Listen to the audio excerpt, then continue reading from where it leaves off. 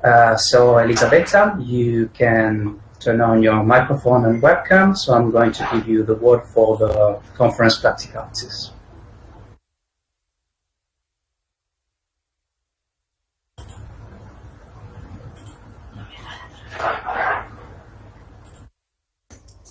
So good morning, everybody. Welcome to this new edition of the Future of Education Conference. This is again a fully virtual conference. So the 11th edition of the conference is another online event. It will be another challenge. It is the third event we organize online.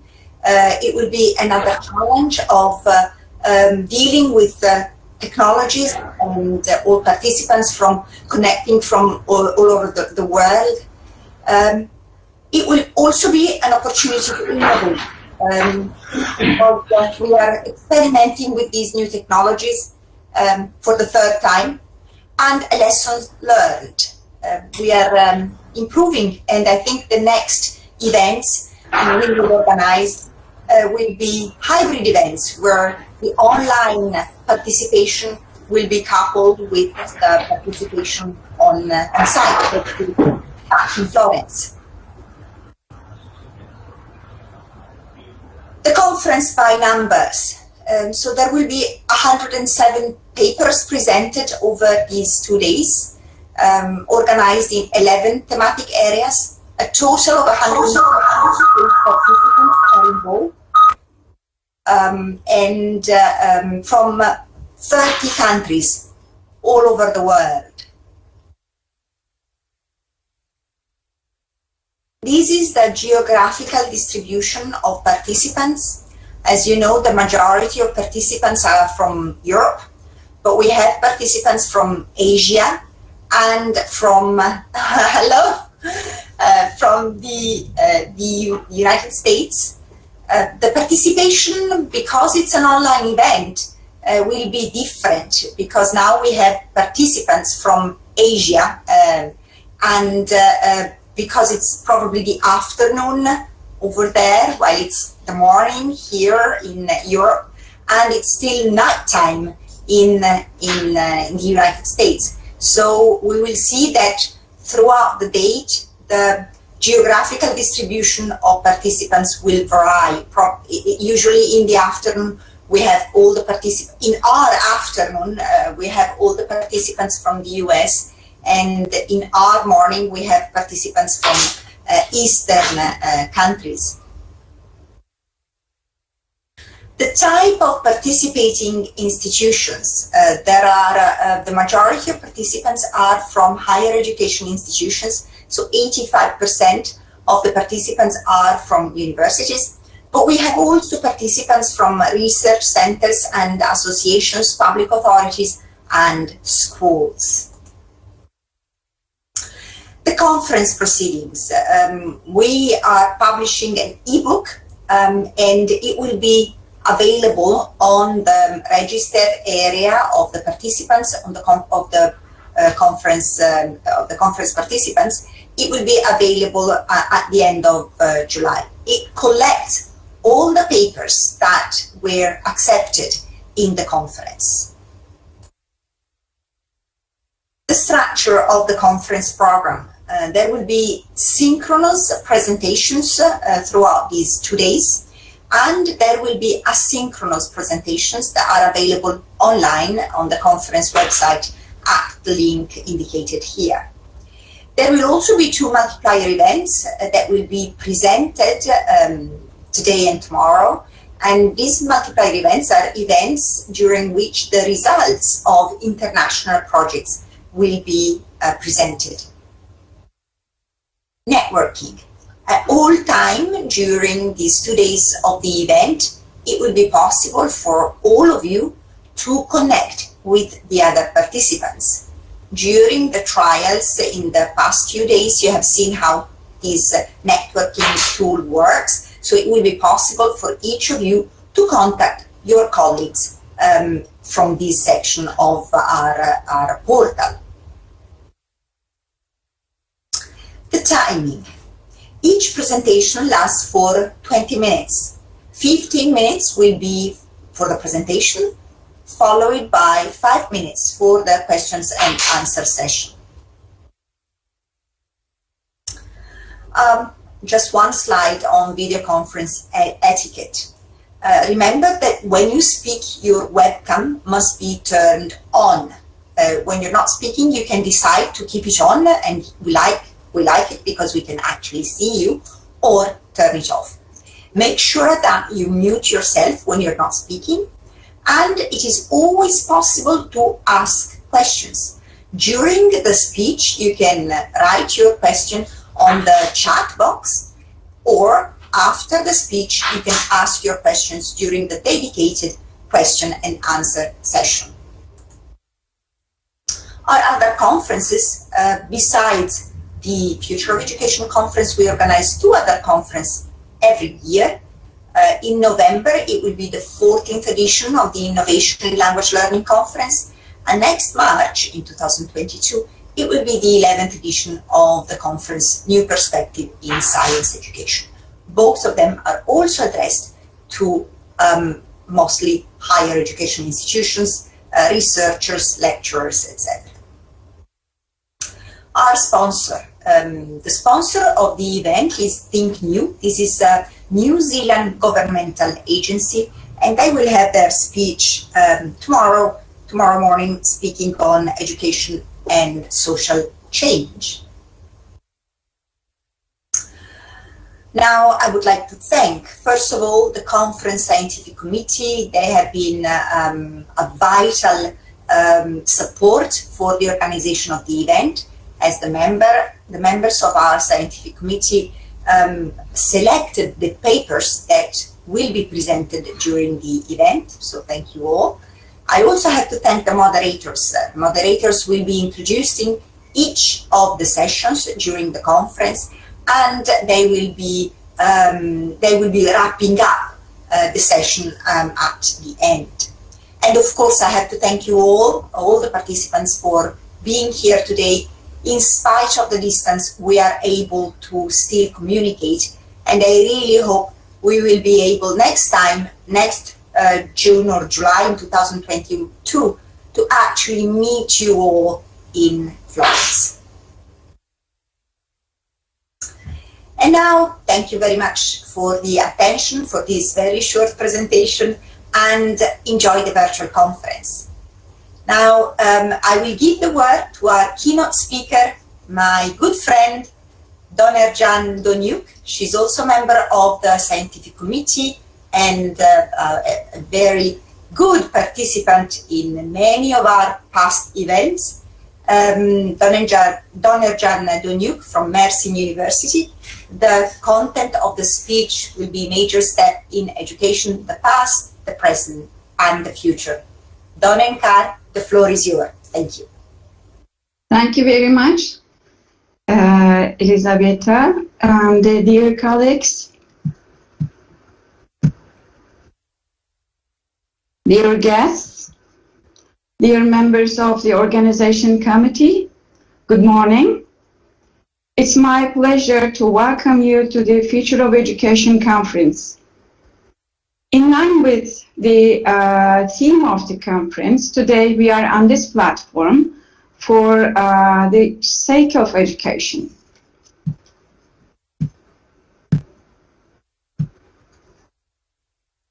So here, today,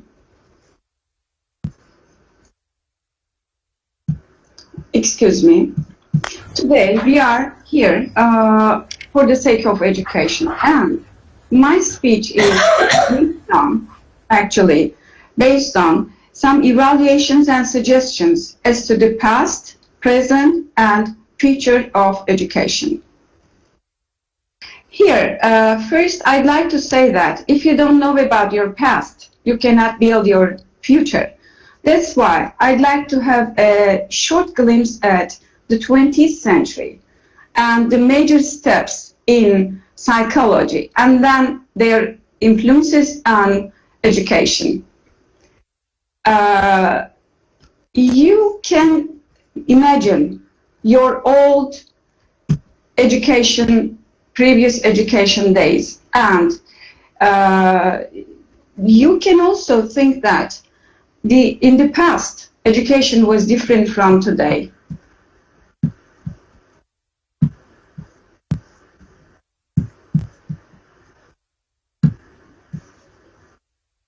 I'm sorry, Donajan. I think you zoomed in the slides. Maybe you can try to move forward the slide with your mouse and not with your keyboard.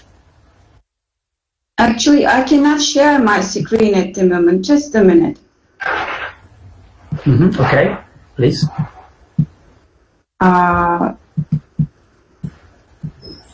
So actually, you're zooming in the presentation.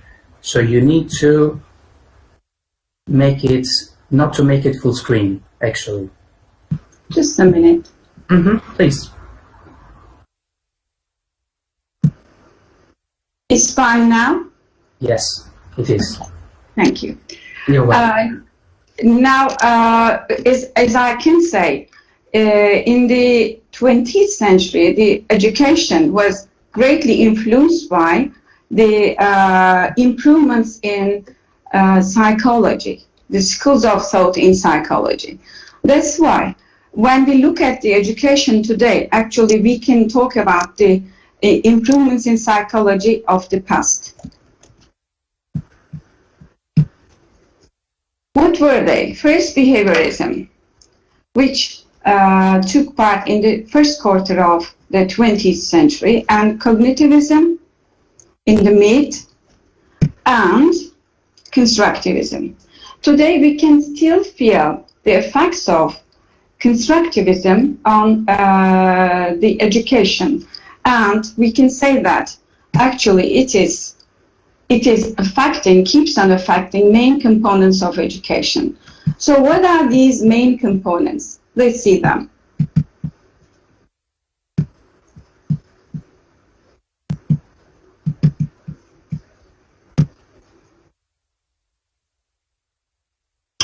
First, teaching and learning, knowledge, curriculum, classroom, you can count them, so many of them.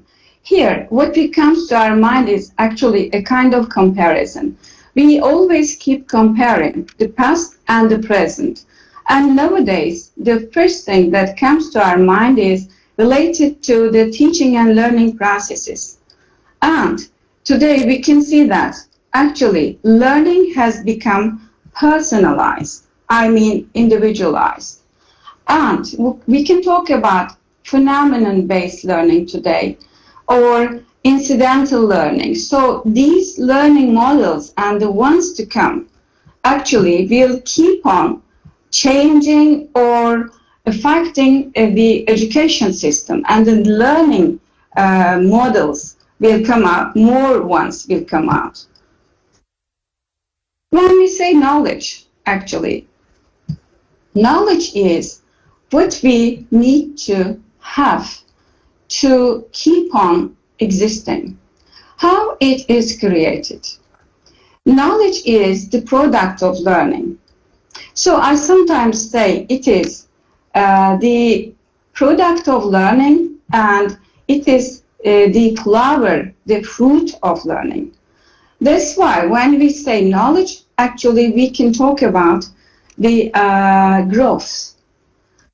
How the flower grows, how the fruits mature, so does the knowledge. How is knowledge acquired? Through the flexible curriculum, first of all. Nowadays, we are not just bound to fixed curriculum. We can also use some other flexible curricula. That's why we can talk about knowledge of different tags, different labels. What are they? Knowledge, for example, that can be dynamic or static. Or we can talk about the knowledge which is conscious or unconscious, or the knowledge of something or knowledge about something. That's why when we say knowledge, actually we use knowledge for different purposes, in different cases, and from different sources. That's why when we talk about knowledge, actually we are making or creating the knowledge. It's a kind of creation. And knowledge is done through meaning construction. I mean, when we construct meaning, actually we make the knowledge more understandable and more retainable. That's why, while we are talking about the knowledge, then we are also talking about the philosophy of constructivism. Meaning construction. Please look at these birds. When I first saw them, actually, they were in a row on the edge of a roof, and it was against my perception of birds.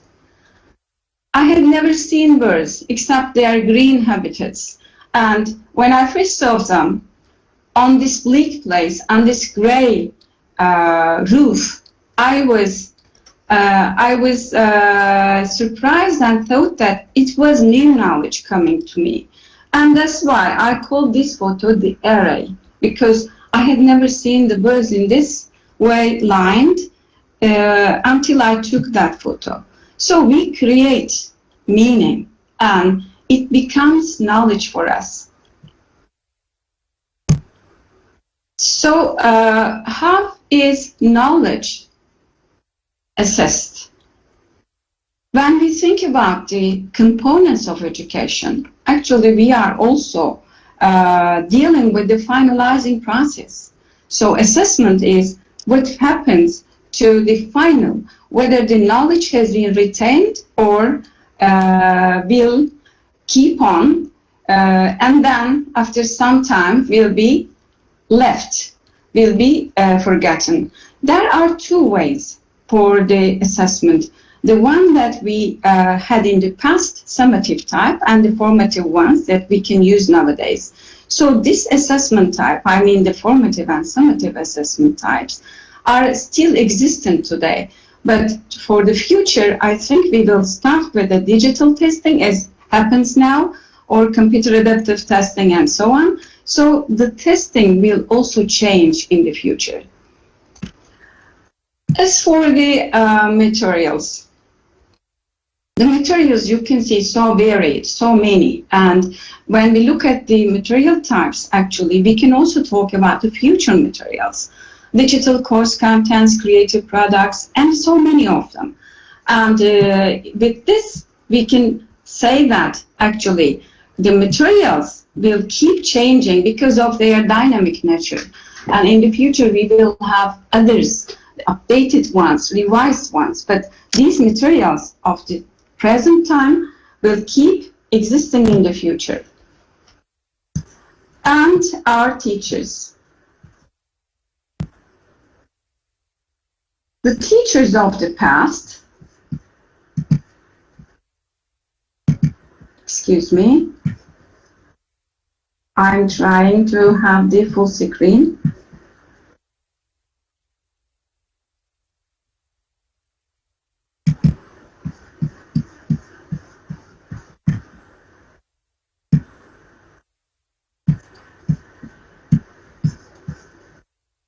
Unlike this individual tree, they are the traditional teachers, and these teachers actually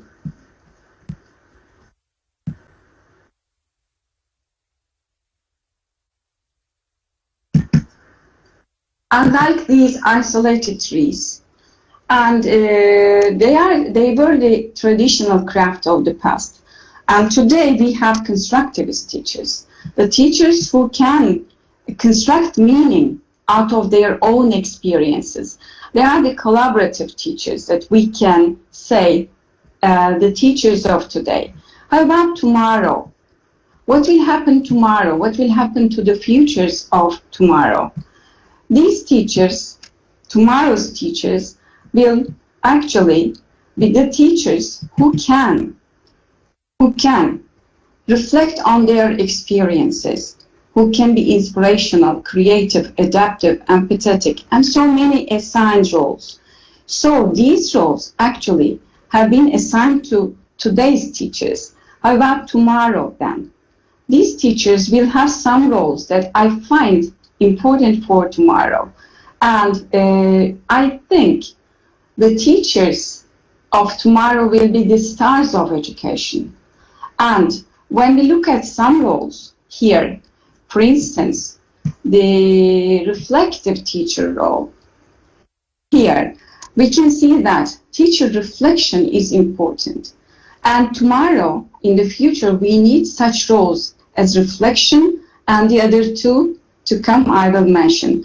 Now, look at this slide, please, and make a horizontal line and consider it. Can you see that the vision is enhanced at the bottom? The same is true for teacher reflection. Reflection enhances the vision of the teachers. So reflective teachers should exist in the future for the philosophy of education. And motivational teachers. Teacher motivation is important, but what I mean by motivation is not solely encouragement. We can think that motivation is not limited to encouragement. It is also what we have with our students in the meaning of zono-proximal development. And one more thing for motivation is mediation, helping our students in terms of their progress and showing them the closing targets, or scaffolding, or mentoring them. So motivational teachers will be the stars of the future, and we will have this attribution of teachers in the future. When it comes to collaboration, as these trees, teachers need to gather strength from each other, collaborate, as in now, in the future as well. When we have a look at the classrooms, actually, we can talk about classrooms in different ways.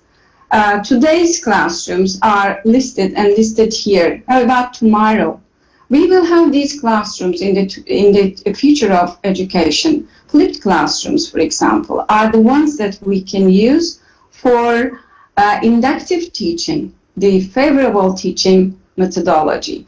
And my own view of blended learning context is that actually in the future we might have digital classrooms, but considering the human factor, we need blended learning context as well. And the other classrooms that we can have are actually the ones that learners are involved in. We can talk about learners from different attributes, but there is one learner role that I find most important is learner autonomy. With autonomous learners, education will be more meaningful, knowledge retention will be possible, and the willingness of the learner through the collaboration or starting the learner initiation and so on will be shaping the future. And of course, vision. We need visionary learners for the future.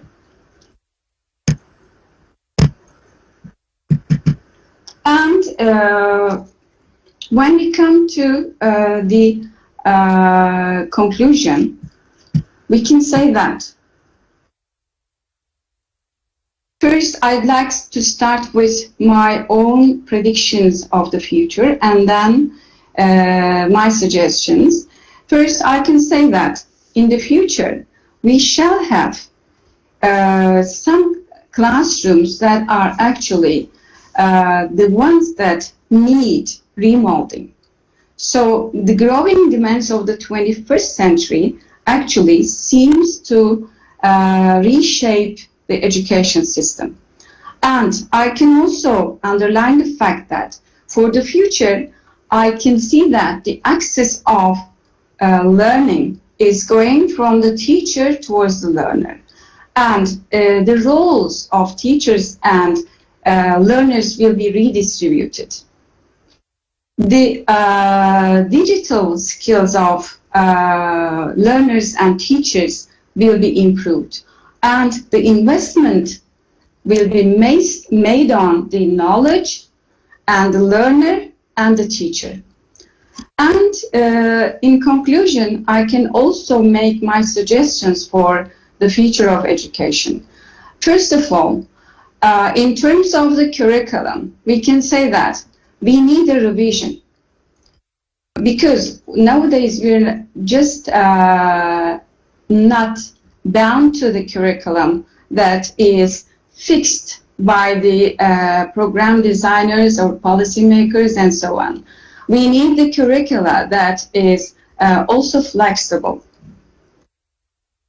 Besides, the skills of processing, we are at an information age, should be improved for both parties, both for the teachers and for the learners, particularly the learners. Theory and practice, they should go hand in hand. Actually, in the past, theory was the dominant factor. However, for today, I can say that practice and a context to practice the new coming information so that it can mature as knowledge should be provided for the learners. In the past, we had fixed learners because of the fixed curricula, but today we have different learner variables. That's why the styles of learners, their learning strategies and styles are varied. That's why we are actually in need of determining the roles of teachers and learners and their teaching and learning styles. Today, I can talk about the ownership of learning. Actually, it is the learning that takes place in the name of owning something. If you make an effort on something, if you put your labor on something, you try to keep it, retain it, own it. It is the same for, I think, knowledge. Once you make an effort on something to learn it, then you want to keep it. That's why ownership of learning is the key term to the future of education. And social learning, individual learning dichotomy. We are often at a junction, whether we should have a social learning or individual learning. Social learning is what actually helps us to learn, or the possible sources that we gather from our outer world. Look at this tree, please. It is a big, isolated, unique tree when you first look at it. But at a closer inspection, you can see that there are some branches, main ones, or the sub-branches, minor branches, and so on. And you see the interaction between them. They gather strength from each other. They support each other. This is learning. This metaphor can be applied to learning as well. As in the case of this tree, actually, we can see the learning as social and individual. So they are complementary for each other. And we have a puzzle before us now. What will happen in the future? Will teachers teach? Will learners learn? And what about the books? How about the traditional schools? Will there still be there in the future as constructions, buildings, not the digital ones? What about technology? Shall we be replaced by technology and artificial intelligence? What will happen to us, the human mind, and deep learning, machine learning, and all the possible terminology that is derived from this discipline will keep on improving. what will happen to the human mind, and what kind of learners are we or shall we be in the future. And of course, we can think that actually this is the question: are we prepared to welcome the change?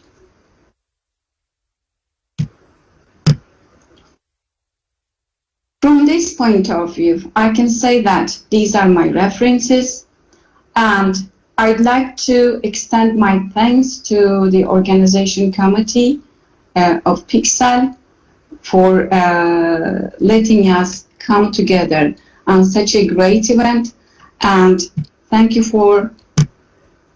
to you all for listening to me, and extend my thanks to you.